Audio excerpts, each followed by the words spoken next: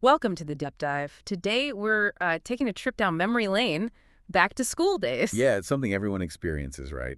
We're looking at a great conversation from the English Speak podcast between Riya and Arjun. It was called Memories of School Days. Exactly. And our mission here is really to, well, pull out the most relatable, maybe even insightful bits about those school experiences. It's not just about nostalgia, though that's part of it.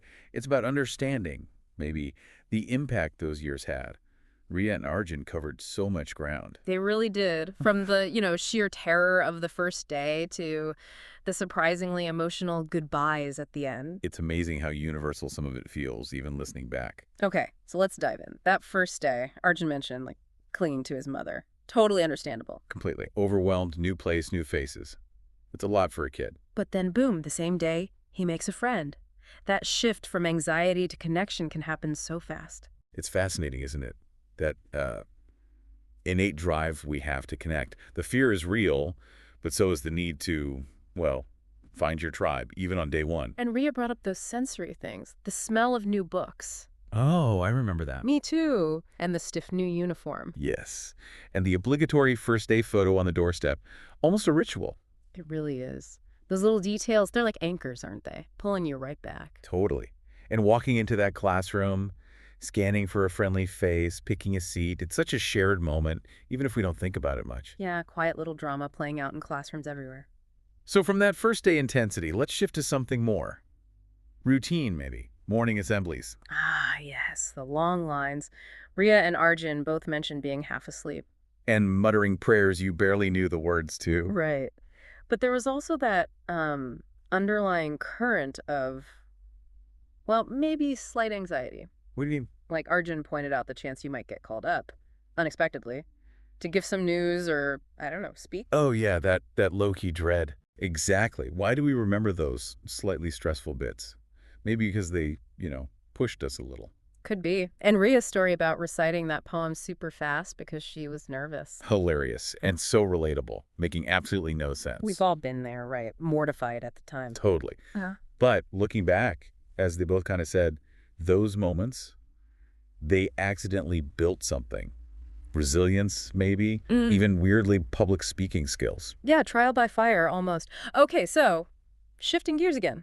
From the assembly drill to something much anticipated, Tiffin breaks. The highlight of the morning for many, I bet. Opening that lunchbox. Definitely. And Rhea and Arjun talked about trading food, that aloo paratha for noodles example. It's more than just food, though, isn't it? It's like early lessons in negotiation. Social dynamics 101. Exactly. Reciprocity, sharing, maybe even a bit of, social status tied to what you brought. It's quite complex when you think about it. A little microcosm of society in the schoolyard. And those bonds formed over, shared pakoras or whatever, often carried over into break time. Oh, absolutely. The games. Coco, hide and seek. Dumb charades, just pure chaotic fun. It wasn't just killing time, was it? It was like essential team building, learning to get along, cooperate, or compete healthily. And Rhea mentioned rainy days, being stuck inside. Right. The whole dynamic changes then. Classroom chatter. Secret games with erasers under the desk. Passing notes. Yeah, those forced close quarters.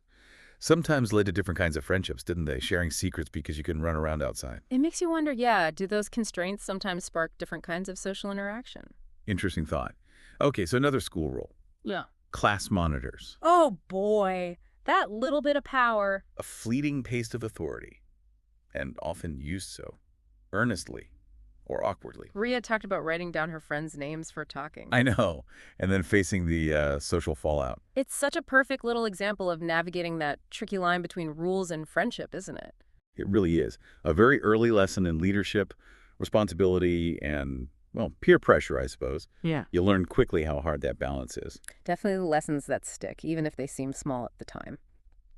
Okay, moving on to something bigger, more spectacular. Annual day. The excitement, the practices, the costumes. Rhea remembered her group dance so clearly, the song, the steps, that feeling when it all comes together. Yeah, that collective effort, everyone working on this one big thing, the applause at the end. Yeah. It's a powerful feeling of shared accomplishment. Builds real camaraderie. And Arjun's story forgetting his lines in the skit. And having to improvise, that takes guts. It really does. And the audience laughing. Yeah. It shows you learn to think on your feet, adapt, maybe even find humor in mistakes. Crucial skills. Absolutely.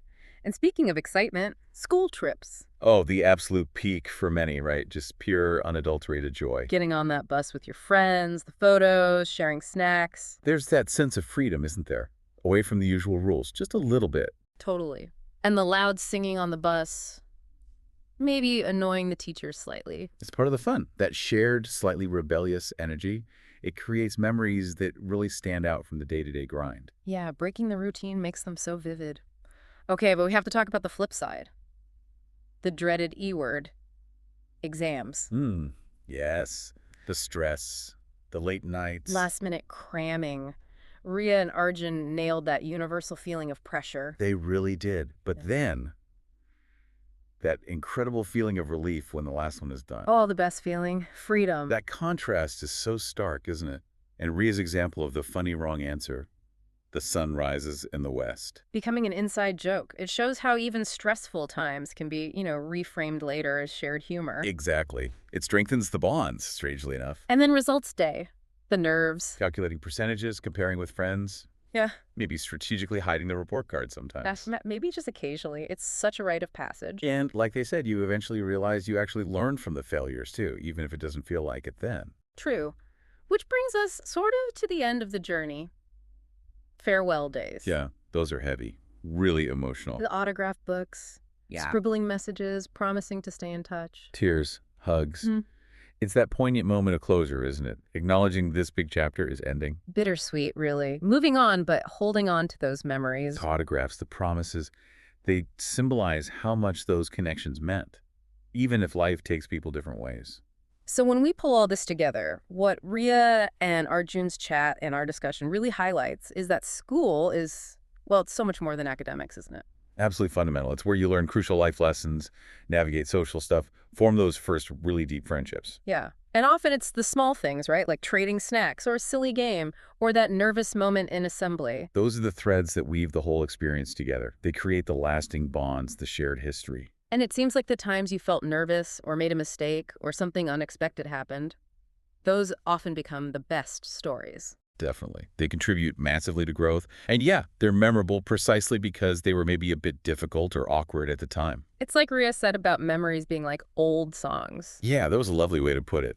They just hit you, transport you back, bring back all those feelings. So as you've been listening along, maybe pause for a second. Think about your own school days. What pops up?